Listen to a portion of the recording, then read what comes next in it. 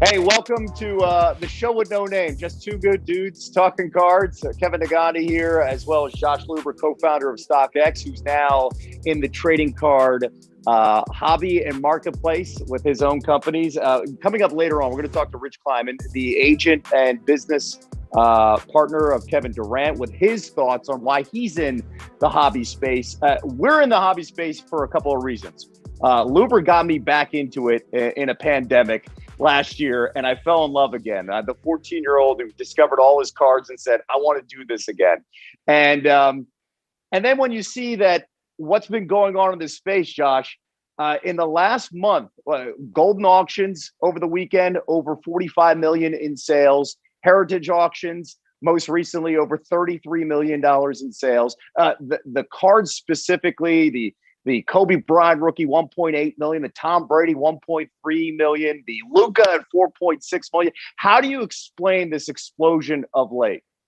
Yeah, and you're just hitting the big ones, the revolution of the whole industry that's happening right now. I mean, we'll get into Rich later in terms of all the businesses that he and Kevin have been investing into. I mean, it's absolutely extraordinary. But the through line through all of it, through the businesses that are starting, the startups and the cards themselves and the extraordinary prices, I mean, it's just supply and demand. I mean, this is Econ 101 at its most basic, is you have millions of people coming back into the hobby.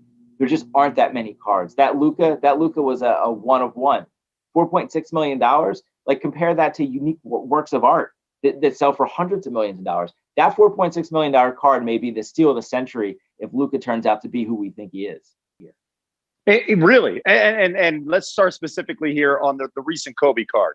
Yeah. The refractor, obviously pristine black, BGS, 10 across the boards here. I felt like when you look at Kobe Bryant through the years, and rest his soul, it felt like he was undervalued throughout his career, the same way LeBron is right now, undervalued when it comes to a card space and the rookie card conversation. And then boom, obviously what we've seen the last 14 months. Well, I'm a little lucky that I got back into this a little ahead of everybody else. I got back into cards towards the end of 2018. At StockX, we were always just looking for what other products might make sense to put on the site. So that's how we got tuned into it. And I remember thinking at the time, going to card shows and buying raw Kobe Topps rookies for $10. And I was like, this doesn't make any sense. And talking to the people in the space, and that's just what it was. So, he was massively undervalued.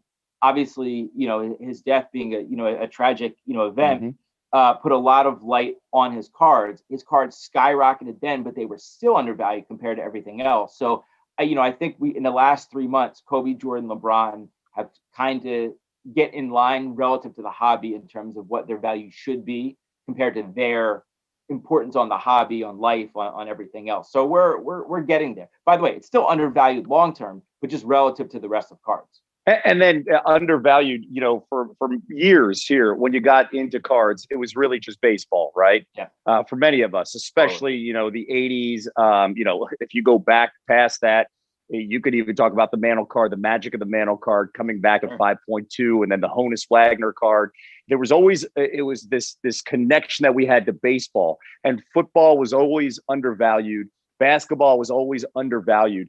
The Tom Brady card to me is another specific example of somebody that has been overlooked and now is in the GOAT conversation.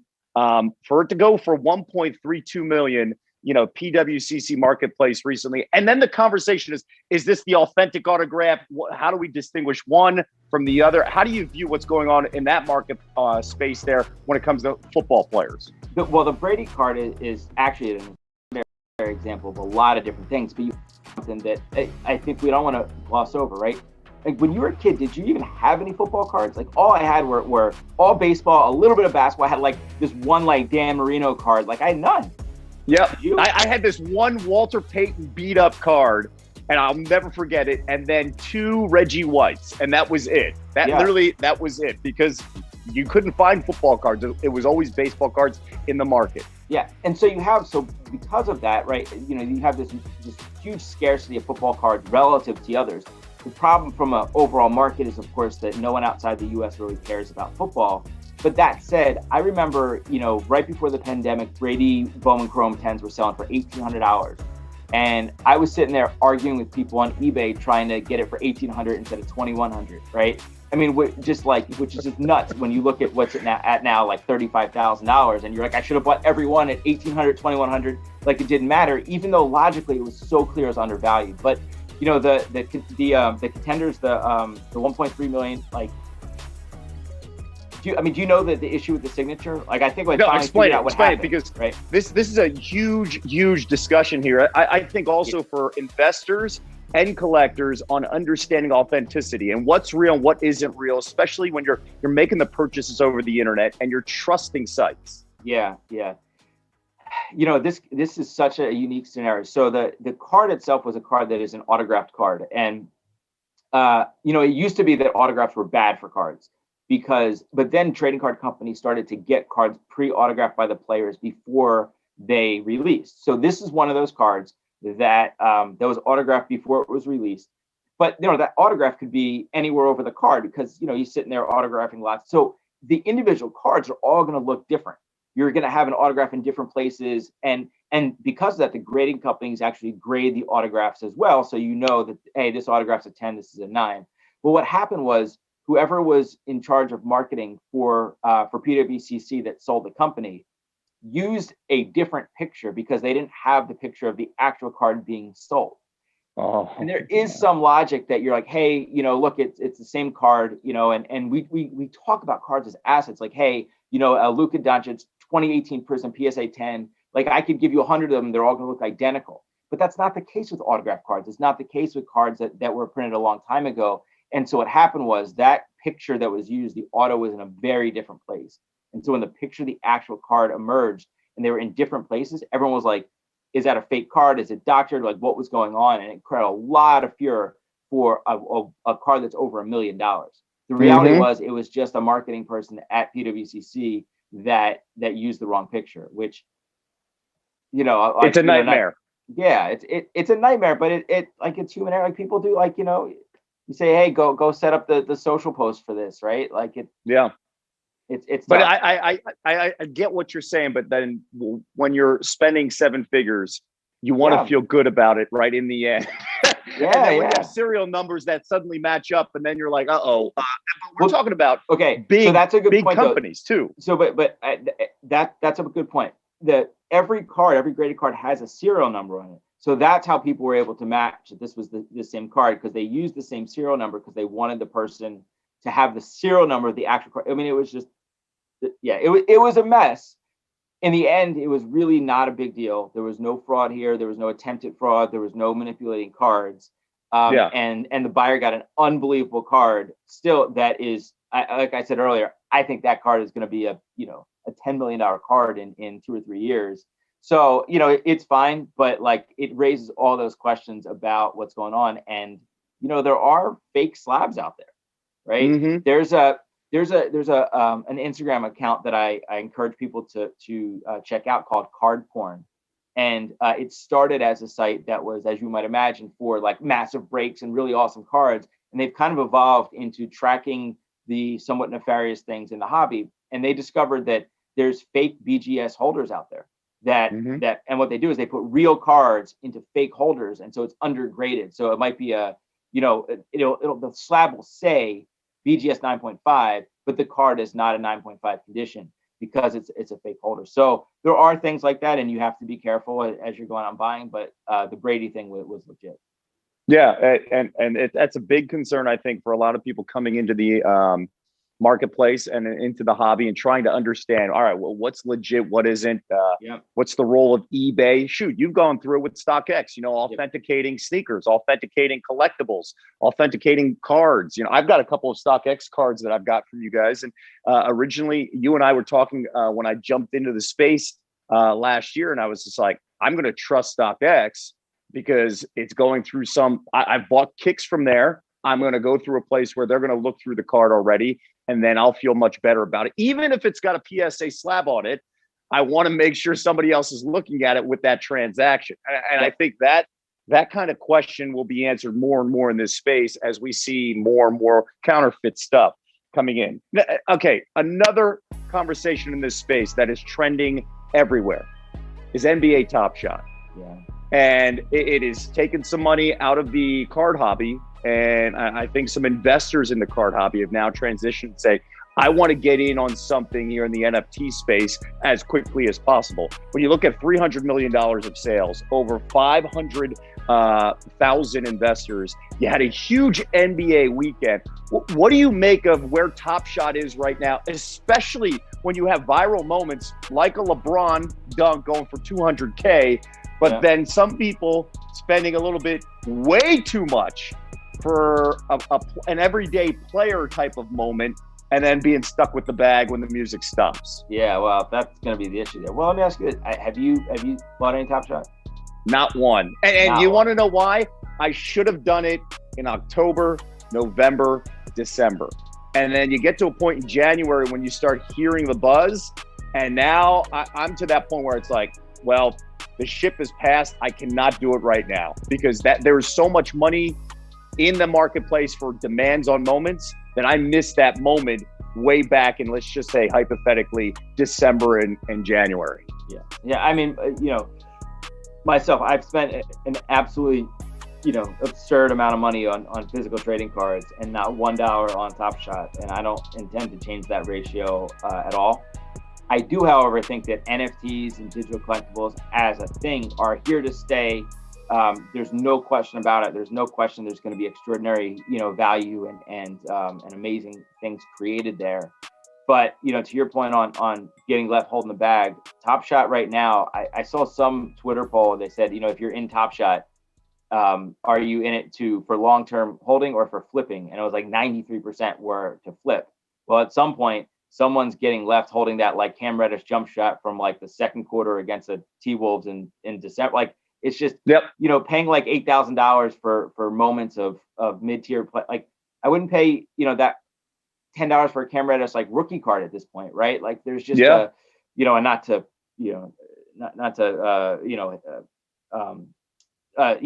but you get what I'm saying, right? It's we're not here to crush Cam Reddish. We're using that as an example. Right? And, like, I would rather use that money to buy Cam Reddish rookie cards compared to buying the moment. And we buy them in bulk, right? Yeah. Look, the Top Shot, it will evolve. And I'm going to guess they're already, in negotiations with all the other leagues, and it will evolve, and it will be, I think, a phenomenal thing and a phenomenal business and phenomenal. But the prices of cards right now, I'm going to get prices of, and that's important. They're not cards. The price of Top Shot digital moments right now is extraordinarily high. 98% of them are going to be worth, 5% of what they're worth now. A couple of them may end up being worth an extraordinary amount, right? There was a Top Shot. You see the Giannis moment that sold at Golden Auctions? Yep. Right. So like that one was a little bit different. It was like from his rookie year. It was the first one in the first set. And it's Giannis. There's a couple of reasons why maybe long term that becomes worth more value. But long term, like if you're in Top Shot, I would flip that stuff, ASAP and try to put your money into. You just described the card space though. Like the way Top Shot is. I think people go crazy about buying a box of Prism, right? But you're trying to land literally one or two cards, but then you're stuck with a whole bunch of other cards, right? And I think that people are like, I'm going to get in, I'm going to buy the box here, and then I'm going to flip. I'm going to flip. Yeah. That happens way too much compared to the people that just, I want to buy because I like collecting and I like the way this card looks, and I like the line that came out with Prism. You just used the perfect example. The Giannis card specifically, or that Giannis moment specifically, is what stands out. Right. But you've got to go through 100 moments in a pack, in multiple packs, and you're investing in these packs to just land one. It's not like you open the pack and then every single moment's going to score.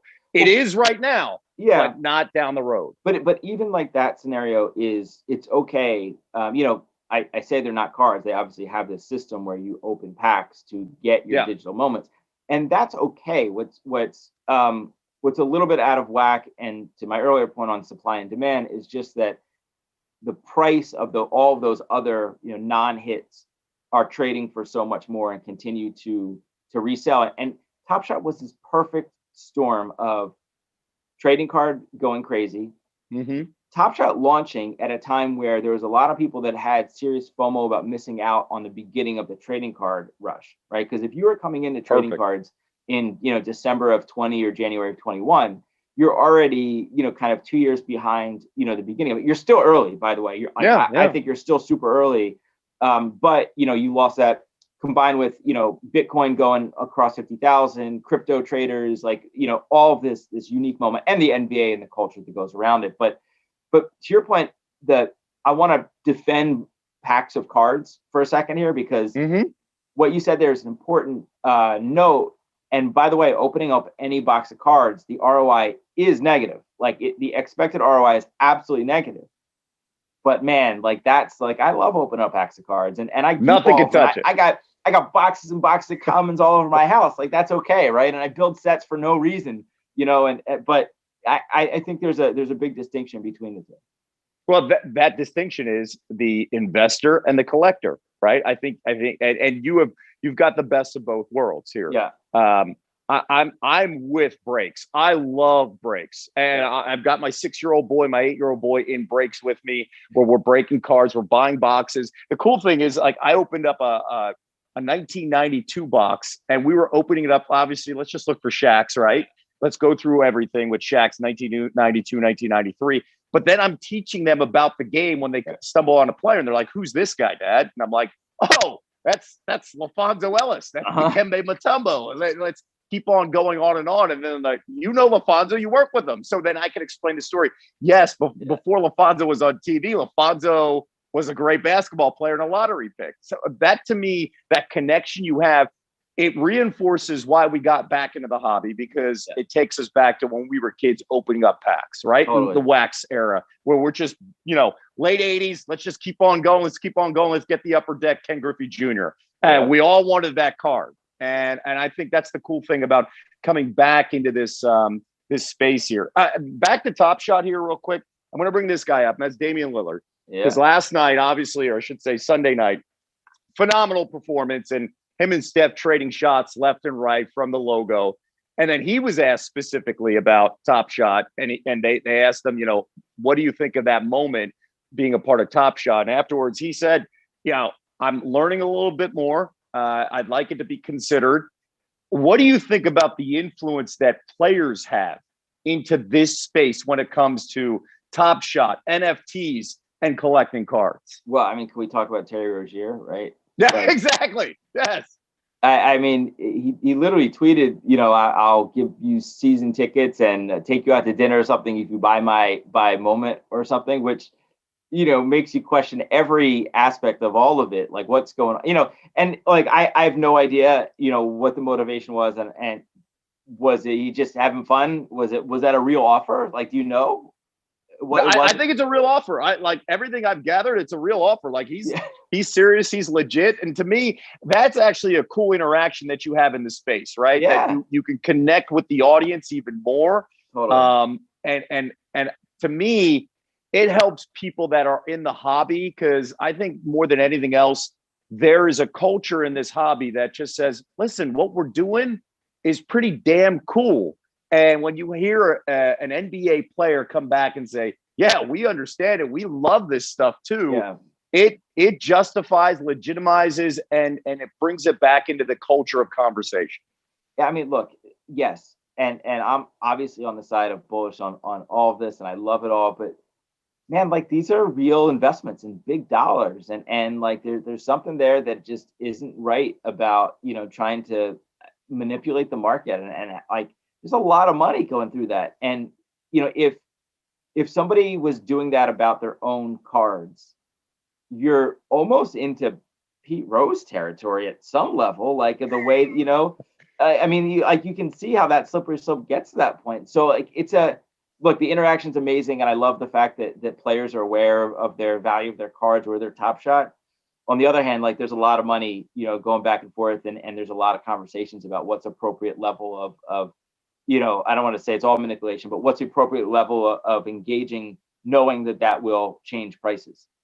Yeah, that's actually a fair point. That's a fair point. And to me, if you're going to bring something like that up, you're also giving that fan who's making that purchase, if they were to do it and Terry follows in, you're giving them a moment, right? We talked about, you get these moments of opening the packs. Now you get the moment of a connection of, I get to hang out in these seats, right? So to me, if you personalize it, you do it the right way and you're above board, it plays a huge role. If you're advertising to kind of pump and dump something, then we question kind of what are we doing? And now you're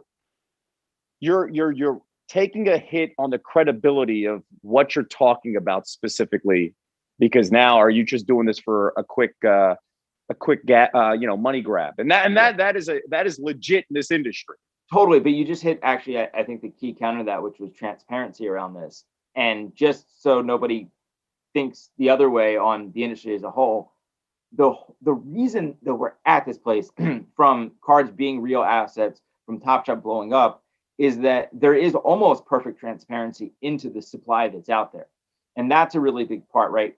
Grading companies, PSA and Beckett and SGC, they publish all of the grading cards. And so you can see the exact population of every single one. In Top Shot, we know the population of every moment that's created.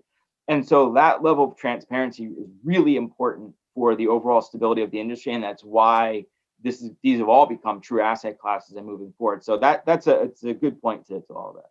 And now it's my pleasure to welcome in the guy who's got the best background out of all three of us talking about this hobby space, and that is Rich Kleiman, the co-founder of 35 Ventures, business partner as well as agent to Kevin Durant. Rich, welcome to this show that has no name, just a couple dudes talking about cards. Josh Luber and Kevin Negandhi with you. Glad that you could join us. Wow, man. I am excited to be here. I need to correct one thing. I do not know more about this hobby than Mr. Josh Luber, but I am happy to be on the Seinfeld of trading card shows since you have no name for it yet. I think we just got our branding. Let's roll. Yeah, well played too, as a Seinfeld fan. And then obviously we just talked about Top Shot. We're going to talk a little bit about that space specifically with Kevin Durant and how players in the league view it. But I want to get into your ventures into this space. You've made investments across the board in a variety of different places when it comes to the hobby. Well, what's behind that, and what did you see specifically as a space here for you to say, you know what, we're going to fill it. We like this opportunity. Yeah, I mean, one of the most important things that I try to focus on for myself at 44 years old, right, not being young anymore, is to stay as connected as possible.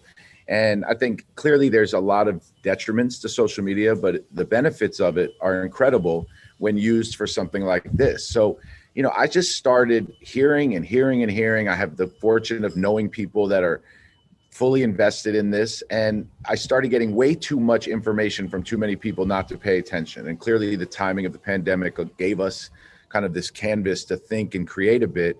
And one thing I did in Silicon Valley with Kevin that I wanted to utilize with trading cards over the summer was, everyone can't take this approach, but one of our approaches in business is that we do invest a bit in learning sectors. So I believe in great founders. I believe in concepts sometimes that I get them, but I can't understand or visualize how they come to life, and not scared of it. And that's how I looked at Top Shot, and that's how I kind of looked at trading cards over the summer. Was I want to meet the people that are making so much of this volatility. I want to understand as best that I can what they're doing. And if I have the opportunity to invest in these companies first and foremost, that gives me direct knowledge and understanding of it. And then as a collector, that for me was just like, that's the fun part. That's where when I get to meet Josh and pick his brain, or Ken from Golden Auctions, that's the fun part. But by living in the collector space, I can now start to understand where the needs are for me as a businessman, and where I can have impact in it. But it's just fun. I mean, man, it's just fun, to be honest. It's an absolute blast. And, I say this all the time, that when I was 10, there was only two things I cared about, which were sneakers and trading cards. So, I'm lucky that I get to keep doing this.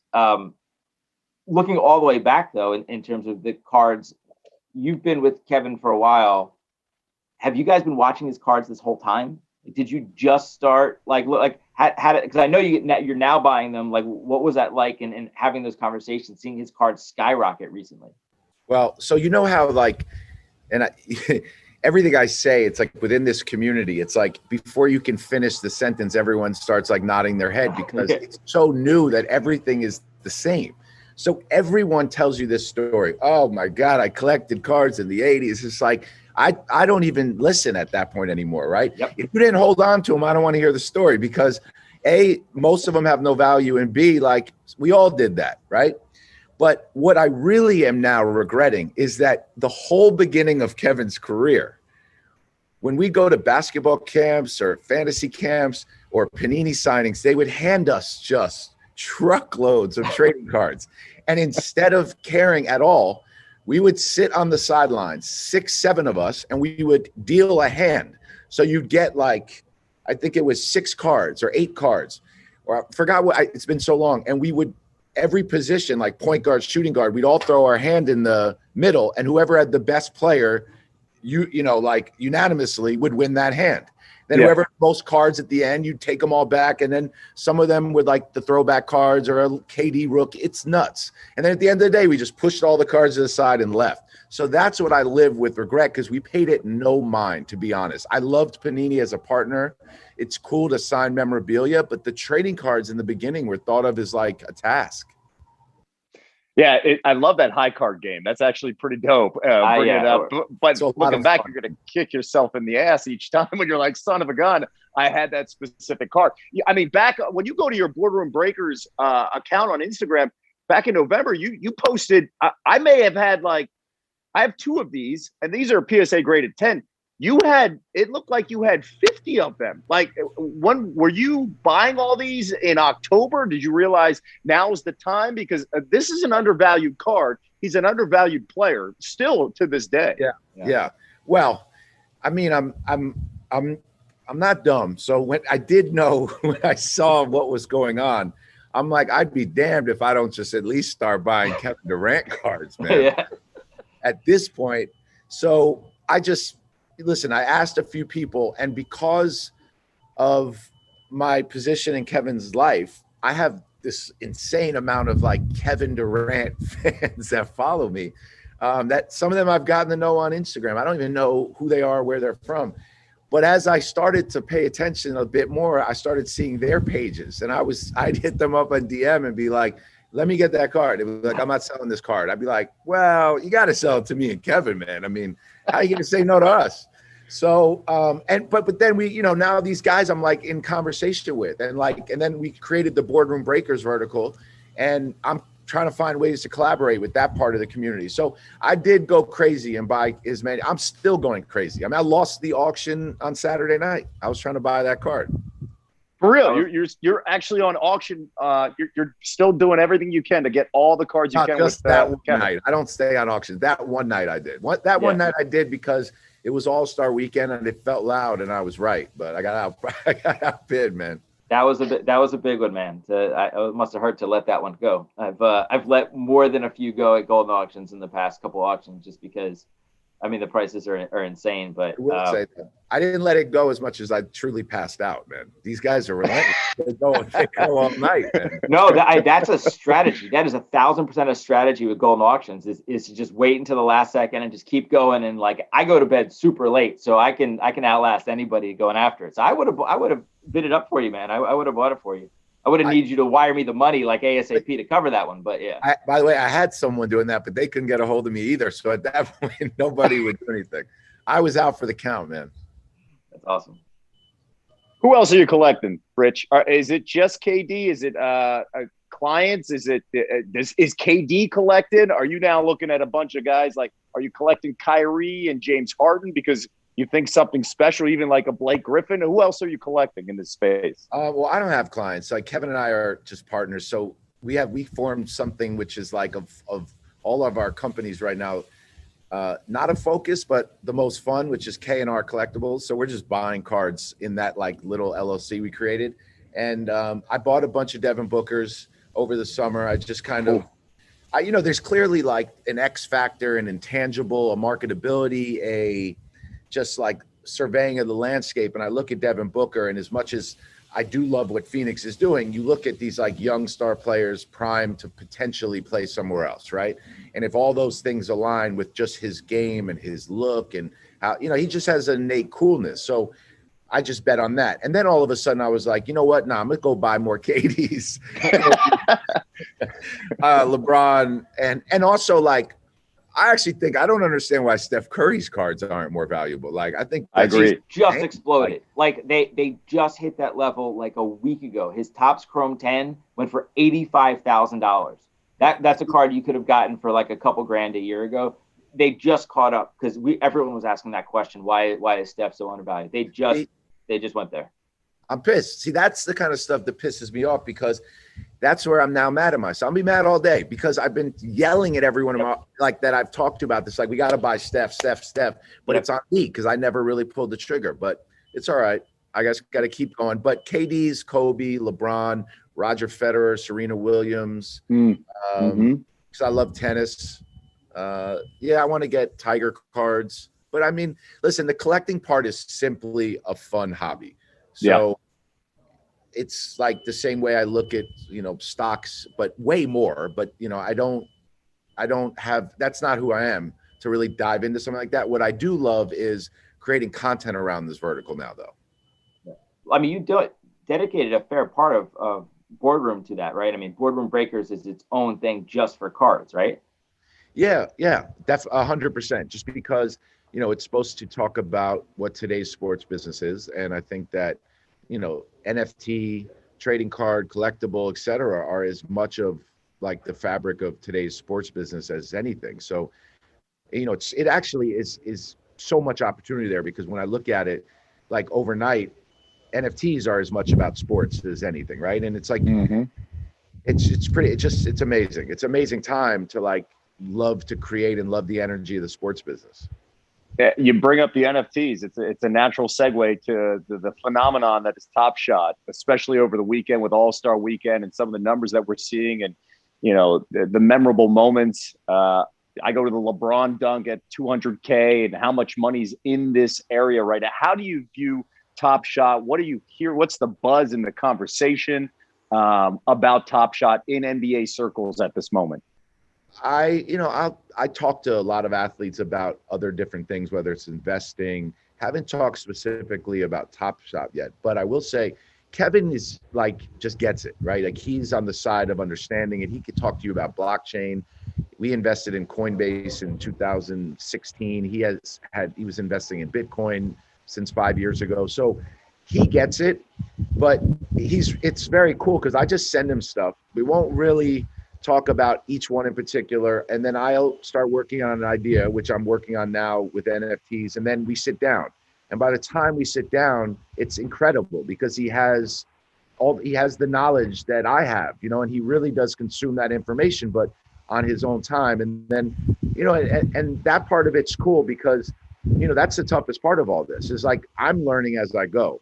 So being able to communicate it to someone when the partnership dynamic is always that he has to believe in me a bit and I have to execute his vision, is that like, if you have to explain this thing to someone and then ask them to buy in right now while they're a professional basketball player, et cetera, that's a lot, but he really does get it. So it's cool. That's awesome. I mean, honestly, there's only a few percentage people in the world that get Top Shot right now and understand it and are part of it. Do you think we're going to start seeing him hype his own Top Shots the way some other athletes have been doing? Yeah, I mean, he's not a hype man as much. Yeah. It's much more. But he'll drop a nice tweet every now and then. Yes, very thought out, very strategic, and then saved up. So we are working on something in that space. We work with Dapper Labs. We created content with Dapper Labs over the summer on Boardroom. We work with them on the investment side. So, that is not as much like we're hyping it all the time. Like I'm bought in, and I do think there's a world in which we're going to get way more collaborative, and clearly players are hearing this and seeing the dollar amounts and the money, and that ultimately will start more conversation, good conversation. In terms of like the NFT space, I think it's just like a gold rush right this second. Yeah. Like a scary gold rush that I said to Kevin the other day, like, we can't punt this one. Like, if you're in, let me know because I got to go, because it is like, these are incredible moments. It's like first one in, and you can't be scared a bit. And you have to understand that, like, it is as unknown as you think.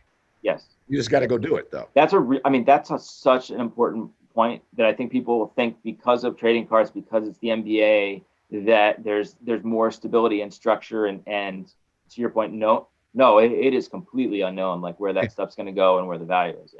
Yeah. And to that point, I think the key word is scary, but then right afterwards is potential, right? Because you could have 100 NFTs.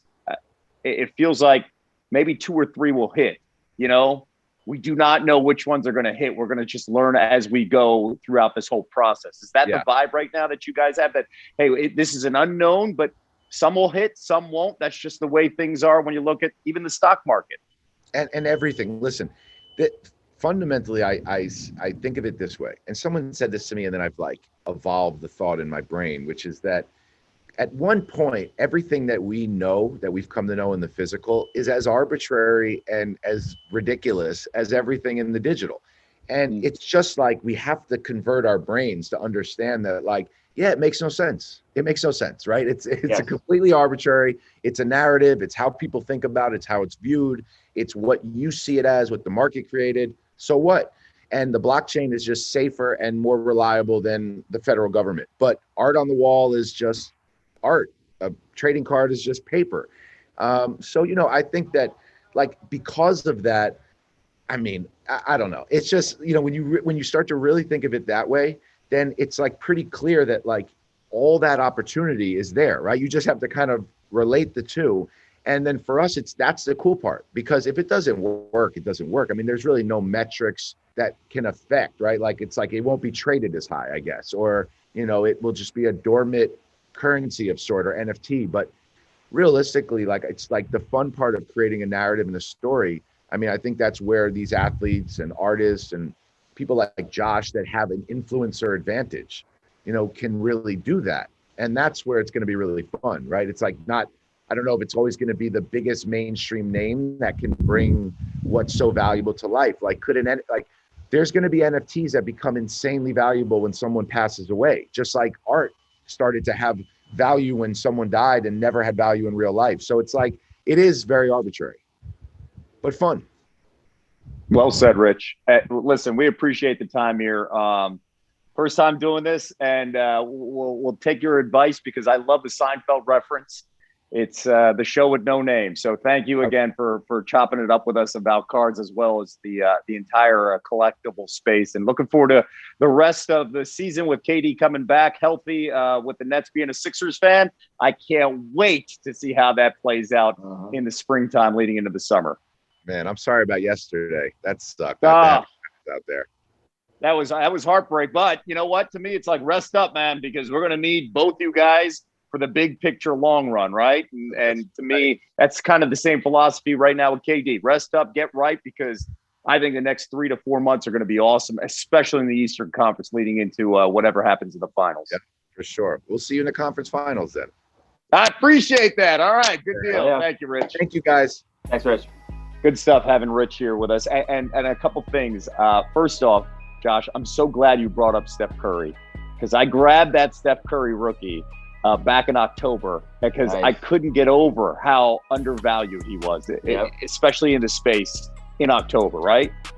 I mean, yeah, tops were like $2,000 then. I think they just hit 18 or 19,000. Tops chromes are now, probably close to 100,000. Yeah, good pickup. And then good call by Rich on Devin Booker. Load up on the young man, and the Suns' future is extremely bright. I don't want to say why he was on, because you're 50-50 with the Kardashian curse on that one, right? Like, you may, Yeah, exactly. Well, right now, if there's anybody who can break it, it's Devin Booker. I'll just put it that way. Sure. Yeah. He's got the skill set. Before we go, I got to know, who are you collecting right now? Because we go through all these different phases, and we're in this because we love collecting as investors, but it's a combination of both. Who are you collecting right now? Well, it's worth noting that my buying sprees last like hours, and then I'll get on something else and stuff like that, because I'm just constantly buying. But in the last like 2 days, I've been buying a lot of 1970 tops. The basketball cards, right? The color on this, all this years later, I mean, these cards are just gorgeous, and there's obviously a lot of big names and stuff in there. So my most recent spurge has been a lot of 1970 Topps basketball. I love your going vintage. So underrated, and the low pop everywhere, right?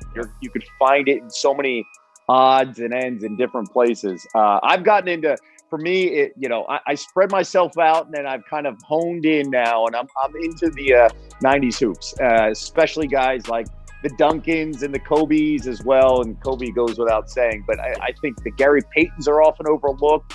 The Kevin Garnetts are often overlooked, and I've gone all in on those guys just because, to me, it's a combination. I love it. I love the space. I think that a Ray Allen rookie right now is so undervalued. Yep. And then I got into this specifically, and I'm so happy I got this Mbappe sticker. I know we all know about the World Cup Prism sticker, how that exploded, but this foot sticker to me is the one. And I was just so happy I got it because the guy, sky's the limit on his talent. Yeah. I mean, I am not a soccer fan. I just not, I'm American, but yeah, I mean, I had to pick up, some of his cards, earlier on when it was so clear that was just going to be, iconic player and iconic card. So I'm lucky I have one of those. I have a couple Prism, but yeah, I mean, by the way, talk about like long-term undervalued. Soccer is still massively undervalued. Yes. When the rest of the world figures this out, and particularly Europe, because Europe grew up on Panini stickers as opposed to cards, and they're slowly starting to pick up. Like at some point, soccer will be the most valuable cards in the world. It's just inevitable. You nailed it. Yeah, 100%. That's why we didn't see football in America explode. It's just, and baseball here, but the NBA is everywhere, right? Because it's an international sport. Same way with soccer. More stories like this coming up. Honestly, like, this has been a blast, Josh. I hope we could do it again down the road in the near future. Looking forward to the guests that we could roll out here. Until then, though, I'll see you next time.